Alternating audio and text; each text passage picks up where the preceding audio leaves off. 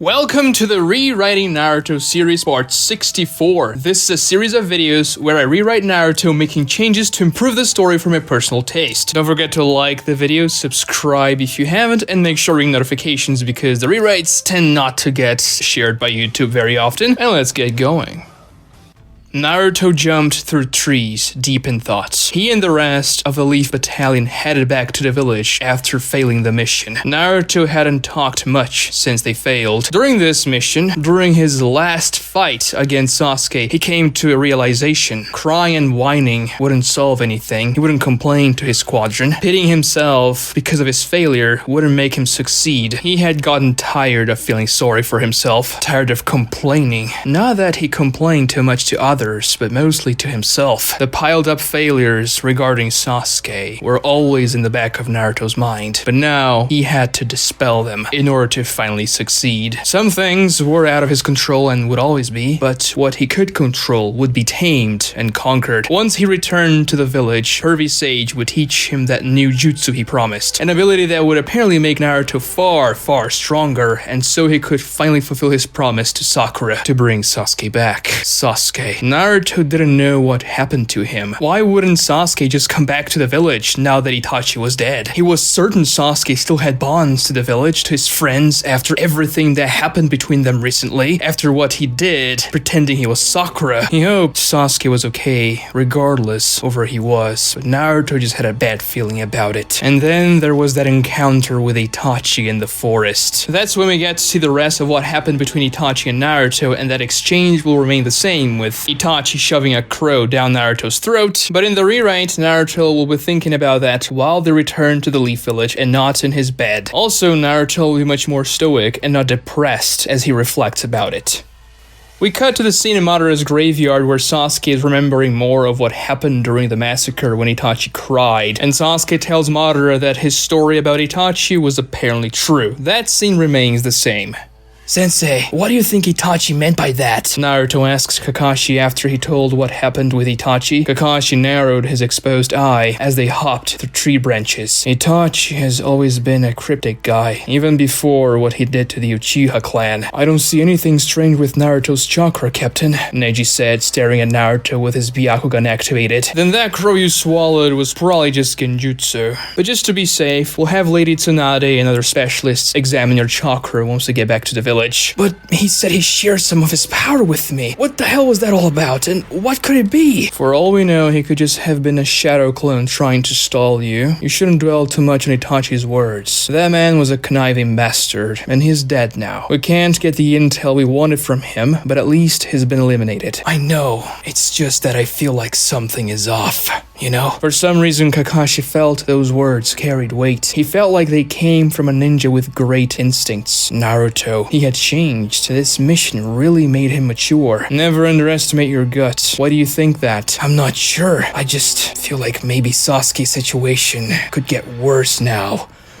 In time, you'll evolve your Mangekyo Sharingan, and once it is fully matured, I shall implant Itachi's eyes on you, Madara told Sasuke, who still stared at the moon. Yes, I would recommend you not to abuse your new powers, Sasuke. They are difficult to control, and depending on what you do with your eyes, they could deteriorate much faster than you expect, especially when it comes to the curse mark. Sasuke looked at his arm. He still had battle scars from the fight against Itachi, popped veins, and great skin from the overused curse mark. What do you mean by that? The curse mark will synergize with the Mangekyo Sharingan, make it even more powerful, but it will accelerate the deterioration of your eyesight. In turn, because the Mangekyo Sharingan demands so much chakra, the curse mark will deteriorate your body faster as well. I'll keep that in mind. Once I get Itachi's eyes, will that be an issue? It should diminish. But because your eyes will be so much stronger, the curse mark energy will latch itself to them even more. It could make the curse mark even more dangerous. Why is that? Why does it latch itself? The cursed energy you drain into your body with a curse mark is inherently physical. It is unlike regular physical chakra, but it is still physical, so it seeks out mental energy to balance itself. A Sharingan already possesses possesses great spiritual chakra, also known as mental energy. Its evolutions will be endowed with exponentially more mental energy, so the curse mark will latch itself to your eyes. There is a reason why your curse mark is the strongest out of all of Orochimaru's minions. It's because of your eyes, Sasuke. Uchihas like us cannot draw purified cursed energy, but when it enters our bodies, it enhances us more than most ninjas. With a Mangekyo Sharingan, that effect will be empowered even more. So that's why Orochimaru gave me a curse mark, huh? No, I suspect that was simply his MO, and he happened to find out the enhanced effects he had on you along the way by chance. Orochimaru was not fully aware of what the cursed energy around us truly is. At least not when he developed the curse mark. Purified.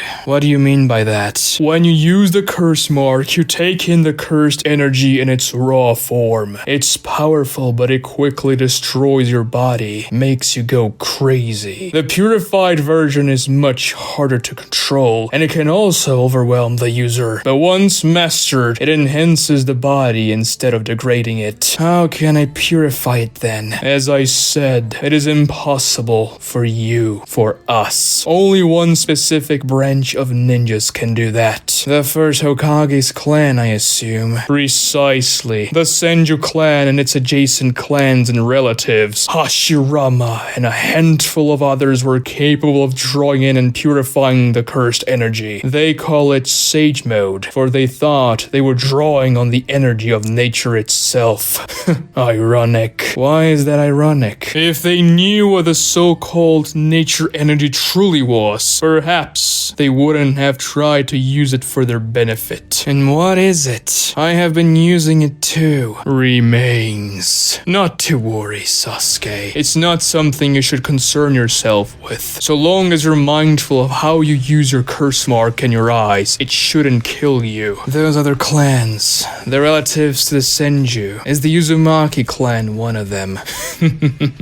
Yes, the Uzumaki clan is known for having vast chakra reserves, and their members being extremely powerful. I'm sure you are aware of that. They are capable of purifying the cursed energy. But what's more important now is what you plan to do with all this new information. Sasuke clenched his right fist. I killed Itachi with my own hands. I lived a lie all this time, a lie he made and perpetuated. But most of all, a lie created by the Leaf Village. I fought for them. I fraternized with them. I was one of them. Even when I was in Orochimaru's hideout, the village still had a place in my heart, as much as I tried to purge it. But in the end, the village did this to me, and to Itachi, and to the Uchiha clan. They all live happy and satisfied atop of corpses. Our corpses. They sacrificed their clan for the prosperity of the village. I cannot accept that. It's not what Itachi would want me to do. But I am not Itachi. I will not protect an institution that promoted the destruction of my kin. I will destroy them. That is the only moral thing to do. Madara jumped up, landing next to Sasuke. Impressive. You may be younger, but you are far wiser than Itachi. At your age, and up until his death, he was a slave to the Leaf Village. You were the one who could have broken him out of their brainwashing. If only Itachi had trusted you more, perhaps things could have been different. He distrusted me far too much, but his little brother, I'm sure you could have changed him. Make him see the village for what they truly are. Sasuke narrowed his eyes, holding back tears, and remembering his own hand piercing Itachi's heart. I bled for that village. I bled for my comrades. But much before that, they took my blood away. All of it. And they used me as a trinket. The only reason they can smile is because we died. And then they pretended I was only a victim of Itachi's cruelty. I was their victim. Their pet victim. Sasuke's sorrow turned to hatred. I understand how you feel. Better than you could possibly imagine. I also bled for the Leaf Village. I fought a war for them. No, I won a war for them. And yet, they all despised me. Despite all I had done. Despite being one of the founders. I thought uniting the clan clans and creating a village would bring peace, but it only plunged our clan deeper into darkness. I heard this story once before, when you ended the first great ninja war. Yes, which reminds me of something. Space swirled around Madara's eye hole and a red cape emerged from it. Madara held it in front of Sasuke. I retrieved this to make sure the Leaf Village wouldn't be able to sniff you out. But this thing,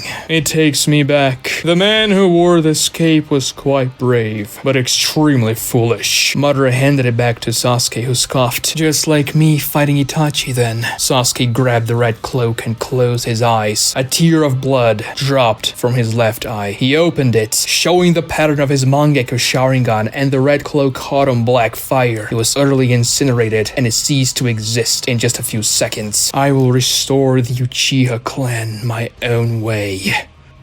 Kisame looked at Itachi's dead body with a blank expression. He was in a small, hidden room in one of the Akatsuki safe houses, already outside the Land of Fire. Itachi's eyes were closed, but Kisame thought he could open them at any time. He had been standing there for hours. Itachi was the only one he could have called a friend. They had been comrades for so long, and yet Kisame never really understood the man. Kisame wondered if Itachi thought about him as a friend as well. He never asked Itachi about these types of things. It was sort of a silent agreement they had shared. They wouldn't talk about deep personal things and focus on the task ahead, while still acknowledging each other's emotions. Itachi was, of course, the leader of their duo, but he always had respected and trusted Kisame. You know, I thought you could never die, Kisame said out loud to nobody in particular, and yet Itachi had died. Somehow Kisame already knew it was going to happen. During the last conversation they had, he knew something was off. I wonder what type of human you truly were.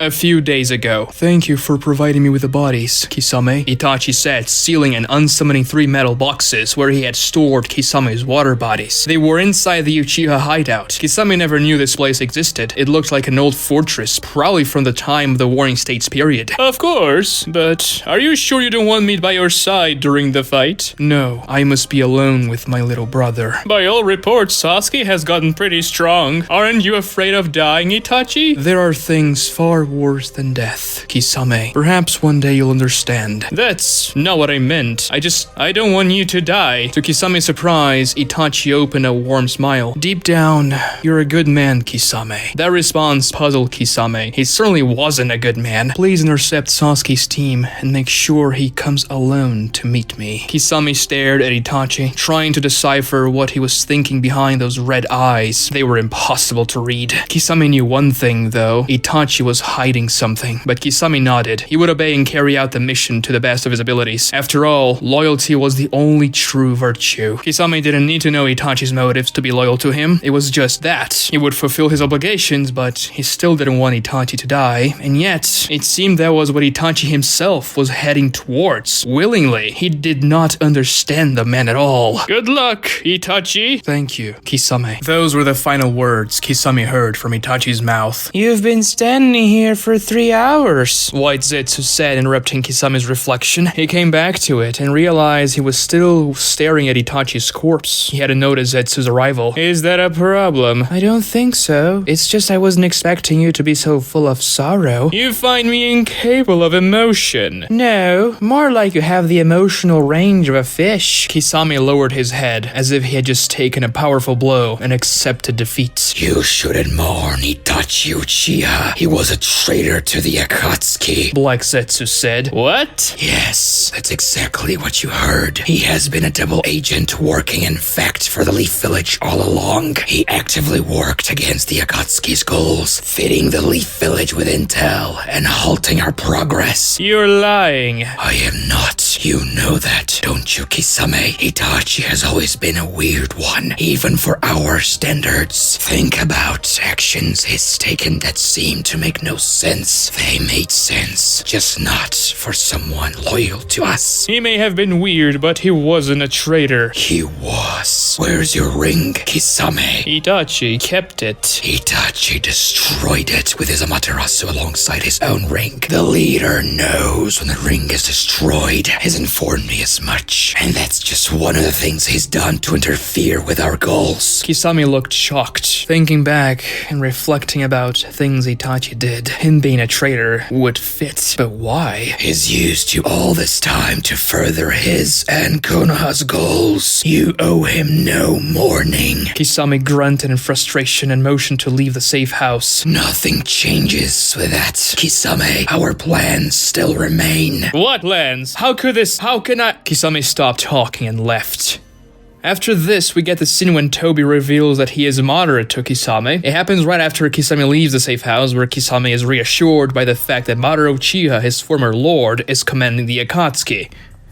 The Leaf Battalion arrived back at the village after 3 days of journey. They dispersed. Naruto went back home while Kakashi and Sakura went to give a comprehensive report of the mission to the Hokage. When he got home, Naruto felt tired. Not so much physically, but mentally tired. This last mission had been rough. Still, even though he was worn out, Naruto was still eager. He wanted to train, to master whatever Jutsu Pervy Sage said he would teach him. And Naruto got the feeling every member of the battalion felt the same way. They needed to get stronger. Naruto almost ran to the Konoha training grounds, but Kakashi-sensei told him to rest. Besides, Yamato couldn't be around him all the time to oversee the Shadow Clone army training, so for now he would take Kakashi's words and rest. The team had arrived to the village early in the morning, so Naruto would just take it easy for now, maybe check up on Shikamaru later. After a couple of hours, Kakashi showed up to Naruto's window, telling him that Lady Tsunade had summoned him. This is the scene when Naruto finds out Jiraiya died. It ends with Fukasaku telling him Jiraiya was killed in battle, and it will remain the same as in the original, with the exception that Sai is not there in the Hokage's office because he doesn't exist in the rewrite. The next scene is when Team Taka and the Akatsuki have a meeting where it's decided that Taka will hunt the 8 tails for the Akatsuki in exchange for the power of the tail beasts for Sasuke to attack the Leaf Village with. It's also the scene when Suigetsu dashes at Kisame, but Madara blocks his executioner's blade with his hand. That scene will remain the same, but after that, there will be an additional Taka scene. After the meeting is over, that is. Team Taka hop trees, heading towards the Cloud Village to hunt the 8 tails. Was that really necessary, Sasuke? Suigetsu asks, a bit annoyed. Sasuke had commanded him to attack Kisame during the meeting, even though Suigetsu didn't want to do that after what happened during their fight before. I wanted to test them, to see how they would react.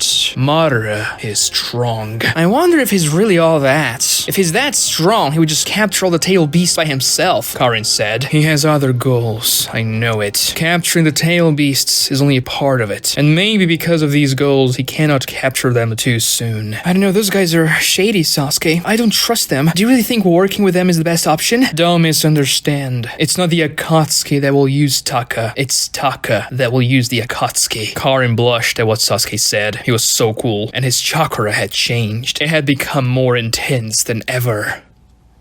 The next scene is when Obito and Zetsu talk about the Akatsuki, Itachi being dead, and freeing them to attack the Leaf Village and capture the 9 tails, as well as Madara having tamed Sasuke. This scene will remain the same, but there will be an addition at the end of it. Then it's settled. Nagato will capture the 9 tails, and after that, I will forcefully make him cast Rinne Tensei. Black Zetsu told Madara, "You believe he will be weak enough for you to gain complete control over him?" He will face the entire Leaf Village. I certainly hope they exhaust him. Otherwise, our enemies would be pathetic. And so I shall return with all my might. The might of Madara Uchiha.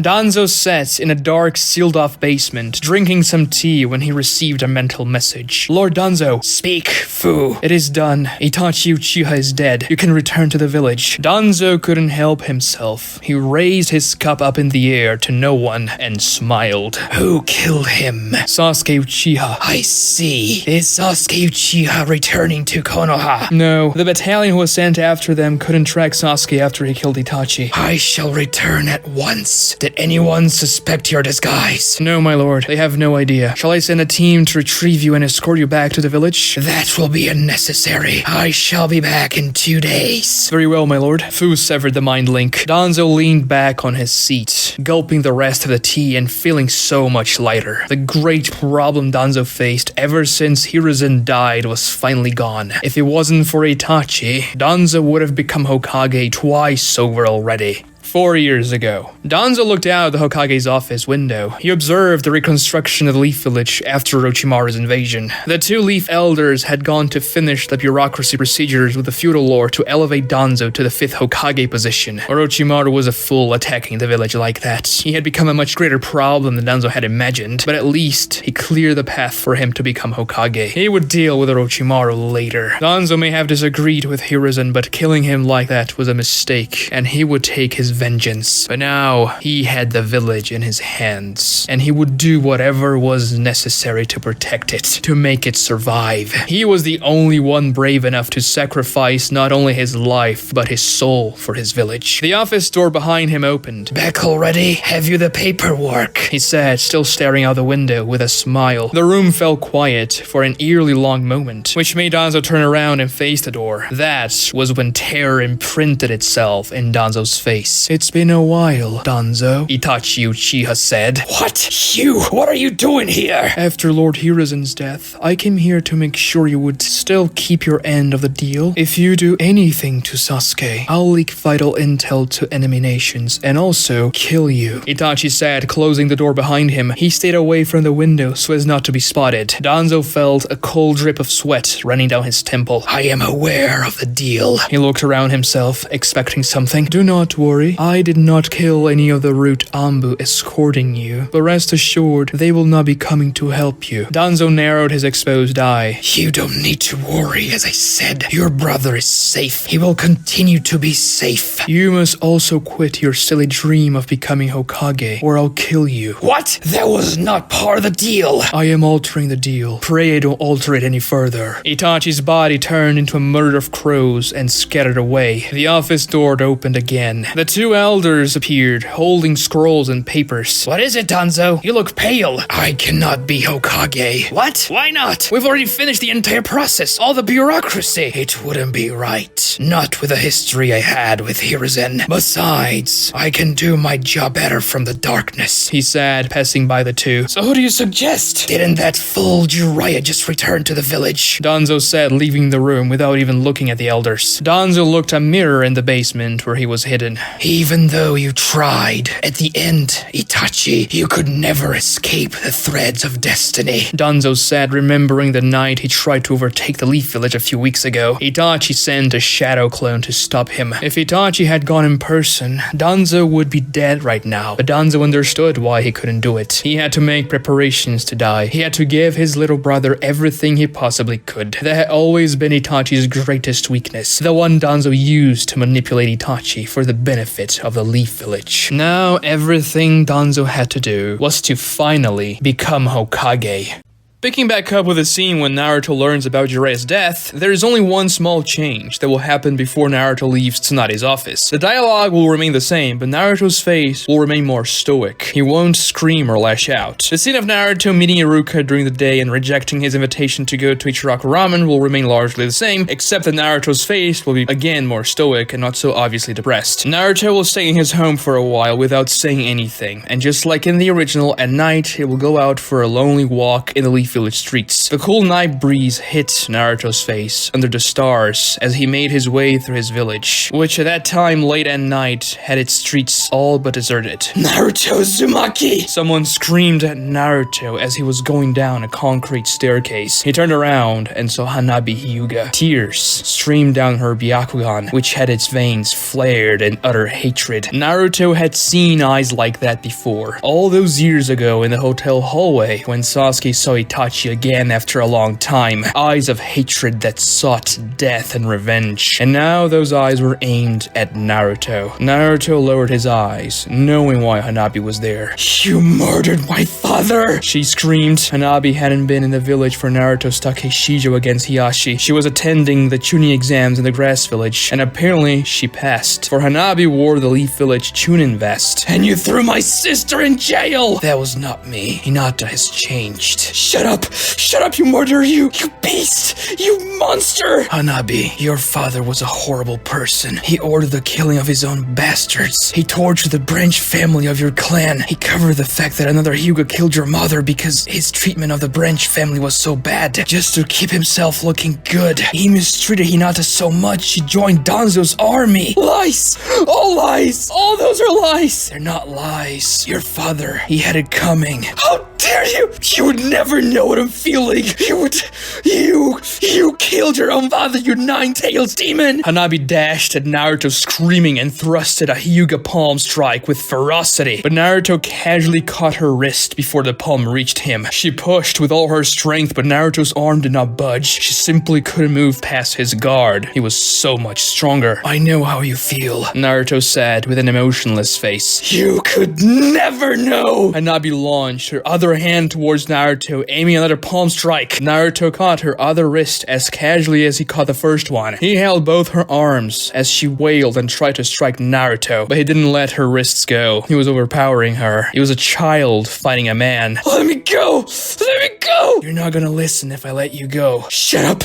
I don't care about what you have to say! You killed my father in front of my whole clan! My family! In front of the people he enslaved. No, that is not true! Naruto kept on holding her wrists, making it seem effortless as more tears fell from her eyes. Talk to Neji or any other member from the branch family. I did what I had to do. I'm sorry for your loss, but your father was torturing the entire branch family with a forehead seal. I had to stop him. Hanabi looked down and closed her eyes. I wish there was another way, Hanabi. Of course you killed him. You don't know how it feels. You don't care about anyone, just yourself. That's why you killed the fourth Hokage. I know how it feels, Naruto said, narrowing his eyes. He still held her wrists. You don't let me go! Naruto sighed and released Hanabi. When he did that, she instantly lunged at him again and unleashed a fast flurry of gentle fist palms. Naruto reacted by slapping at her wrists, redirecting the attacks. Once more, he made it seem effortless. I will kill you, I swear! She said, throwing gentle fist palms. That's not gonna bring your father back. But I will avenge him. Revenge, hatred, the unending cycle. Naruto thought, remembering the final hug he shared with Pervy Sage. His face wrinkled in anger, and he threw a punch at Hanabi's face. For a brief instant, as Naruto's hand was about to connect, she became petrified with fear, not expecting Naruto's counter to come with such violence. But Naruto stopped his fist, a hair away from Hanabi's face. She felt the wind rush created by the attack, which blew her hair away, as Naruto's knuckles stood right in front of her Byakugan eyes. Go away, Hanabi. If you don't want to listen, there's nothing I can do about it. Anger flooded back into Hanabi's face, replacing the momentary fear. But now, powerlessness accompanied that sentiment. She resigned herself, turning her back to Naruto. I don't care about what you or anyone else says. He was my father, and you killed him. So I'll kill you for that. I just have to get stronger. So if you want to stop me, you better pierce a kunai down my back right now, like you did to my father. Because if not, I will kill you. Naruto ignored her monologue, turning around and walking away. Hanabi grunted in anger. She thought about dashing at him again, but gave up on the idea. Naruto's destiny would come to him soon enough. Naruto resumed his lonely night walk, and then we get the bench scene when Naruto cries, eating his popsicle. Iruka's pep talk remains the same, and this is the scene when Naruto lets it all out as he was trying to hold his sadness in during the day. The next scene is the one Tsunade gives Shikamaru the mission to decode the message on the back of Fukasaku with a cipher core. Tsunade leaves the office and cries. That remains the same, except that Shikamaru only has one arm. We continue with chapter 406 now, when Ibiki gets the mission to interrogate the captured rain ninja, and Shikamaru starts working on the encryption of the code, as well as the forensic ninjas who are now working on the autopsy of the animal path. We get the 106 scene, the famous one, and those all remain the same. The next scene is Shikamaru questioning Naruto about the code. There will be a change to this one. Naruto will not assume Kurenai was hospitalized for eating too much barbecue because her stomach is big. Instead, he'll say, "Kurenai-sensei, I didn't know you were pregnant. Congratulations," he said with a warm smile. She smiled back. "Thank you, Naruto." And then the same resumes. assumes and remains the same, because Naruto should know what pregnancy is when he's 16, and the joke is bad to begin with, it's not funny. Next we get the scene when they decode the message with the help of Naruto, and that remains the same. They find out the code through Jiraiya's books. We get Madara talking to Pain and Konan about the Leaf Village invasion, and Pain prepares to head to Konoha. That scene remains the same. Now in the manga, this is when we would get Team Taka inquiring about the location of the Eight-Tails as they assault a Cloud Ninja. However, in the rewrite, this is not going to happen now. Everything related to Sasuke, Taka, the capture of the Eight-Tails will happen after the Pain arc. This will be done to make the timeline work better after the Pain arc ends, so we won't see Sasuke in the rewrite for a little while, and his scenes, as well as Killer Bee scenes and everything like that, will be skipped for now and happen later, but we're gonna get to that when we get to that. Next, we have the scene when Naruto and the others deliver Fukasaku the decrypted message. There'll be a couple of changes here. Naruto will not drop his head down when he finds out the autopsy will take another week to complete. He won't be so self-defeating now. Also, when Fukasaku says he'll train Naruto in Sage Mode, he'll add, Jiraiya boy intended to teach you the sage art. He believed you could become a perfect sage, and according to our sensory toad, your chakra is already mature enough. You can start to take in some nature energy, Naruto. The rest of the scene continues the same. Naruto leaves to Mao Miyaboku, and then Pain gets to leave the Rain Village. Those scenes are the same. Naruto starts his Sage Mode training, and that remains mostly the same. However, there are going to be a few additions. As Fukasaku explains that taking in nature energy requires Naruto to stay completely still, he'll also say, Your chakra is special. Only a specific branch of ninjas are capable of taking in nature energy at all. You, as an Uzumaki, have that capability. So I'm that great, huh? Fukasaku laughed. Your chakra, because of its special nature, is capable of attuning itself to nature energy and filter it into your body. But that doesn't mean it will be easy. It only means you are capable of doing so to begin with. Even someone extremely powerful like Kakashi wouldn't be able to take in nature energy no matter how much he tried, because he doesn't have that right type of chakra. What about the Uchiha clan? Can they do it? No, the Uchihas cannot. Even Jiraiya boy struggled with it. He was an imperfect sage because his chakra was not 100% right for it, but apparently he was a distant relative of either the Senju or the Uzumaki clan. He probably had a far ancestry from one of those two clans, which gave him partly special chakra that enabled him to use Sage Mode, albeit not in an optimal way. But you're different, Naruto. You may be half Uzumaki, but you've inherited a bizarrely large amount of chakra. Chakra with a clear Uzumaki signature, so you can master Sage Mode to its completion. Well, if you survive. Survive? Fukasaku then moves to show Naruto about the toad oil, and the scene continues from there. That will remain the same. Naruto receives Jiraiya's first book from Fukasaku, he reads it, and the training continues the same way until Naruto masters perfect Sage Mode. And then Fukasaku tells him it's time for Naruto to learn Frog Kumite. Now we get the scene of Naruto training secretly at night. That does not change. Now one thing that happens in the manga during this section of the story is that Naruto's Sage Mode training constantly cuts with Sasuke and Team Taka fighting the Eight-Tails and other things like that. But because the entire Sasuke thing is gonna happen later, Naruto's training will be cutting with other things. Mainly the other Konoha 11 members training in the Leaf Village, which I will describe now. Thank you for showing me those jutsus. Neji told Yamato in the middle of a Leaf Village training ground. He had cut his hair shorter. It was now loose and shoulder length. Neji changed his outfit too, no longer wearing the more traditional Hyuga robe. The cursed seal was displayed for all to see, and now he wore the headband around his waist. No problem. I'm just impressed with how fast you master them, Yamato said. Lady Tsunade lent me a few scrolls written by the second Hokage. They were helpful. I'll try to combine the jutsus with my gentle fist now. I look forward to that. Glad I could help. As a fellow ninja with facial scars, I felt obligated. Although I bet the girls will like yours, unlike mine. Neji laughed. I don't know about that. Shikamaru focused. Sweat dripped down his face as he weaved one-handed hand signs with his remaining hand. Protect the king. Shikamaru remembered Asuma's words. He remembered Anko's death. Are you afraid to get hurt? He remembered Temari's words after he failed the mission to retrieve Sasuke. What the hell was Shikamaru even talking about? After he lost his arm, he thought about quitting being a ninja. That was not an option. Of course he had to continue. Asuma entrusted his child to him, so there was no other option than to soldier on. He kept on weaving one-handed signs, trying to mold his chakra with a single hand. A few weeks ago. Lee, Shikamaru said, meeting Lee in a small Leaf Village restaurant. Hey Shikamaru, nice to see you again. Thanks for coming. You know I need your help with something. Oh, what is it? I want to learn the inner gates. If you could teach me. Inner gates? Really? Yeah, I know I look like a fish trying to walk, but I think the gates could be useful in a pinch. I'm not a ninja with a lot of chakra, so the gates could be a good last resort. Yeah, of course I can teach you, but training for the gates is gonna be hard work. I know. I'm trying to become a hard worker against every fiber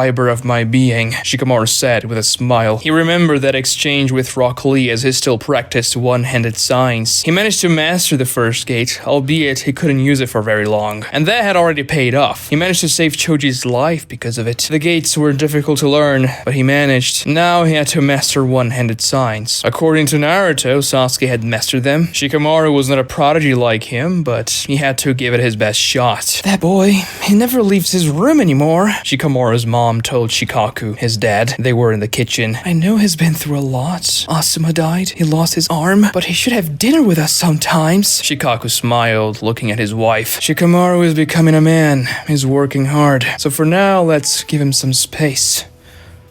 Kiba and Akamaru laid on the ground, panting in a Konoha training ground. Several trees were destroyed around them. We did it, Akamaru! We did it! Akamaru barked back at him. Good job, Shino said from afar. He was looking at and manipulating fireflies. They flew in a circular pattern, blinking in a very aesthetic way. Great, Kiba. I told you if you focus more on your link with Akamaru, you'd do it, Kurenai-sensei told from afar as well. Sensei, are you sure it's okay for you to be here? You have to rest. I'm pregnant, Shino. I'm not an invalid, and I still have a duty to my students. Shino remembered the conversation he and Kiba had with Kurenai after they found out what happened to Hinata. It happened right after they came back from the Land of Crystals mission, a couple of weeks ago. Kurenai-sensei, about Hinata, You don't have to apologize for anything, Kiba. I was her sensei. I was the one who failed her. But if we paid more attention, maybe she wouldn't have become this assassin. There's no point in saying this now, Kurenai said with a sad smile. I wish I had done more. I knew her father mistreated her. I shouldn't have allowed her to quit being a ninja. I knew something was weird, something was going on, but it wasn't my place to interfere with the Hyuga clan's affairs. I was a coward. You're not a coward, sensei. Please don't torture yourself over it, especially now when you're pregnant. When we're allowed to, we'll go talk to Hinata, sort things out. We'll bring her back to us, Shino said. At the present, he looked at his pregnant sensei, wondering if his old team would ever get back to normal, and hoping he could fulfill his promise to Kurenai. So this is how you felt, Naruto, he said to no one in particular. Sakura clashed against her own inner self avatar manifested physically, practicing ninjutsu and taijutsu at the same time. The powerful attacks they dished at one another made the blades of grass around them bend with the wind from the shockwaves. Next time, I have to be ready. I have to be stronger so I can be by Naruto and not behind him, Sakura thought as she fought her inner self. Is that all you got? Don't be a weakling! The dark avatar screamed, throwing a kick. Rock Lee breathed in heavily in the middle of the night. The crescent moon bathed him in a faint light. He was alone in a training ground. You should have trained harder. Sasuke's words echoed in his mind. I can't stop now. Not yet. When Guy Sensei comes back to the village, he'll see I've gotten so much stronger. Rock Lee reactivated the gates and went back to training. Ino kissed Choji's cheek early in the morning. Good training today, she said with a smile. I'll go for it. Don't you want to come train with me today? I can't. I'm helping Dad with the interrogation of that ninja that Lord Jiraiya captured. Oh yeah, right. Good luck with that.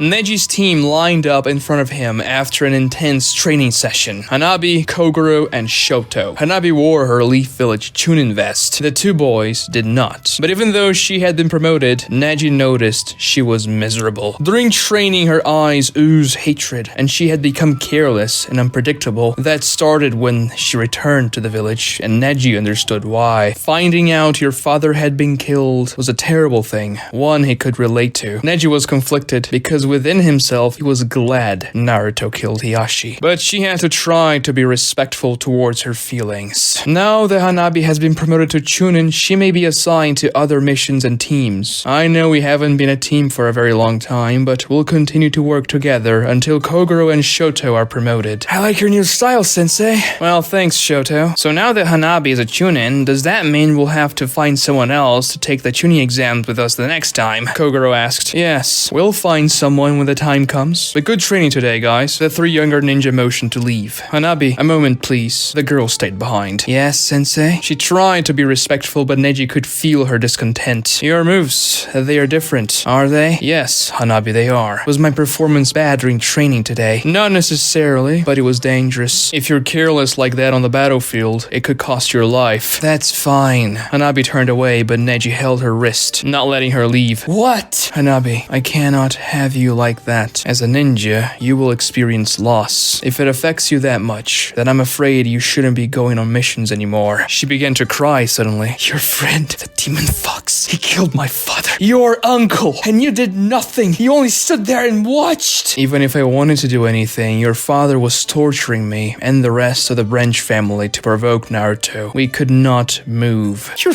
lying. Those are all lies. I can't believe you believe that, stupid fox. Don't call him like that. I'll call him whatever he wants. I hope the Akatsuki gets him. Neji narrowed his eyes in anger and swung a gentle fist palm to Hanabi's stomach. The force of the attack lifted her off the ground and launched her against a tree nearby. She fell on the ground, wincing in pain and gasping for air, in complete shock. She never imagined Neji would do that to her. He knelt in front of her and grabbed her hair, pulling her head up to face him. His Byakugan was activated, and the Hyuga cursed seal was eerily visible, making Neji seem like a devil. Hanabi's eyes trembled in fear. Hanabi, you must learn something your father never did. Actions have consequences. Naruto is a Leaf Village comrade. Betraying him is betraying the Leaf Village itself. He never intended to kill your father, but Hiyashi put him in that situation, an impossible situation, forcing a Takeshija with Naruto. And Naruto put an end to his tyranny. Everything you heard about Hiyashi Hyuga is true. Even the Hokage herself has confirmed it after thorough investigation. No, this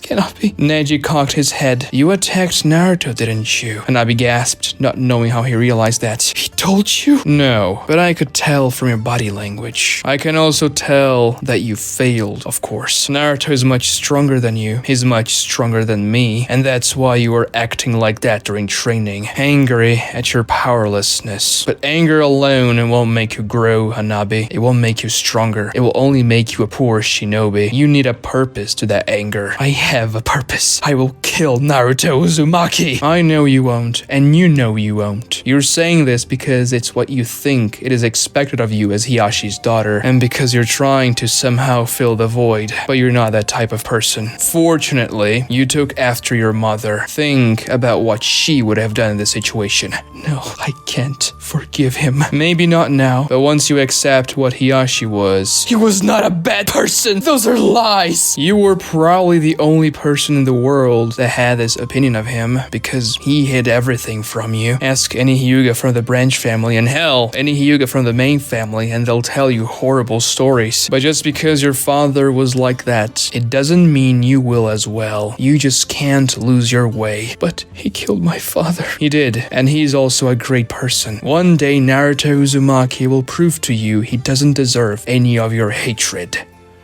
We pick back up with the manga with Sakura, Shikamaru, and Shiho, the Cypher Corps lady, talking about Jiraiya's message, Inoichi's interrogation, and Shizune's autopsy. Those scenes do not change.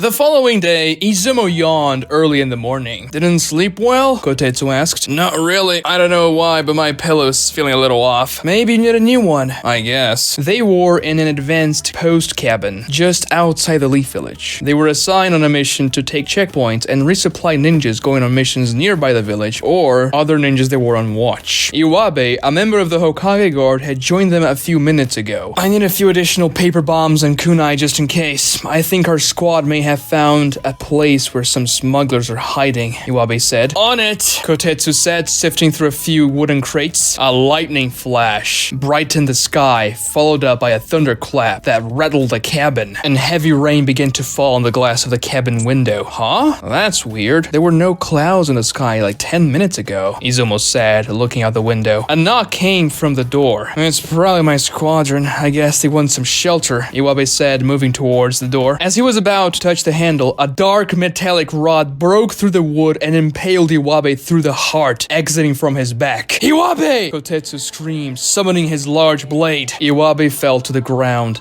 dead, and the door shattered in 1,000 wood splinters. The sound of the heavy rain overpowered the room, and the door frame framed a terrifying figure, backlit by lightning and storm. He wore a dark robe with red cloaks, and had strange piercings all over his face. But his eyes, those were far more terrifying. They seemed to glow. Akatsuki! Kotetsu hesitated for a second, but then he dashed, wielding his sword. Izumo! Warn Lady Tsunade! Before he could finish the sentence, the Akatsuki had already stabbed him through the neck with another black rod. Blood gushed out and Kotetsu fell dead on the ground, next to Iwabe. Izumo motioned to run, jumping through the window, but an invisible power grasped his entire body in the air and pulled him towards the Akatsuki. The orange-haired man grasped Izumo by the neck with a frigid hand and lifted him off the ground. You bastard! Once more, pain didn't allow his enemy to finish the sentence. He squeezed and snapped Izumo's neck. The third body fell lifeless on the ground. Pain turned away from the cabin as heavy rain continued to pelt him. 6 others jumped out, converging on the Deva path. I've cleared up the area and started the rain, he said as the other paths and Konan aligned with him. Now, it is time to deliver pain to the world. Watch part 65 right here. Don't forget to like, subscribe, comment down below what you thought about the episode. Don't forget to ring notifications as well because YouTube does not send my rewrites to everybody. And thank you so much for watching.